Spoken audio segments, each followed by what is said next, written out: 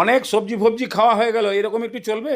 একেবারে নরম তুলতুলে মাংস পাবা, তার মধ্যে আবার জাঁতরেল টেস্টের গ্রেভি, আলু দিয়ে ডবকা ঝোল তো এই গরমে অনেকবার খেয়েছো। এটা একটু নতুন টেকনিকে বানানো, এটাও একবার শিখে রাখো, যেদিনকে একটু বৃষ্টি বৃষ্টি পড়বে, ঠান্ডা লাগবে, সেদিনকে খেয়ে নেবা। তাহলে এরকম একটু কাজু, আমন্ড, এলাচ, দারচিনি, লবঙ্গ, জৈত্রী আর স্টার ফুলের 2-3টে পাপড়ি হালকা খালি সেঁকে নাও। যখনই দেখবা কাজু বাদামটা একটু কালো কালো হতে শুরু করেছে, বাস নামিয়ে দিয়ে ঠান্ডা করে জল দিয়ে পিষিয়ে এরকমভাবে একটা পেস্ট বানিয়ে ফেল। আর এরকম একটু বেরেস্তা মানে পেঁয়াজ ভাজা রেডি করে রাখতে পারলেই তোমার অর্ধেক কাজ শেষ।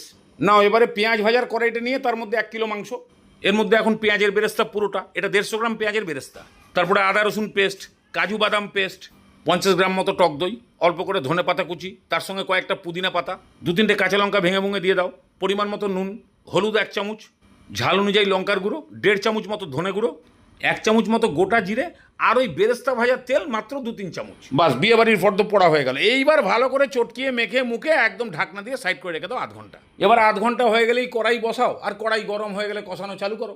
এবারে কাজ বলতে খালি কষাও আর কষাও, যখনই তলায় একটু লাগতে শুরু করবে অল্প অল্প জল দিয়ে কষাবা। যখনই টেংড়ি বডি ফডি সব সেদ্ধ হয়ে গিয়ে এরকম টাইপের মোটা একটু গ্রেভি থাকবে, বাস এবার একটু ধোঁয়ার গন্ধ দিয়ে দাও। এই সময় গ্যাসের ফ্লেমটা নেবানো থাকবে, এইভাবে 10 মিনিট রেখে দিলেই একেবারে কাজুওয়ালা তন্দুরি ফ্লেভারের চিকেন তৈরি হয়ে গেল। না এবারে 2 হাতা একেবারে নরম তুলতুলে জুসি মাংস, তার মধ্যে ফ্লেভারটাও সাংঘাতিক। এখানে আবার পরোটা দিয়ে দেখছে বলে ভেবো না যে পরোটা দিয়েই খেতে হবে, ভাতের সঙ্গে একেবারে তাগড়া লাগে।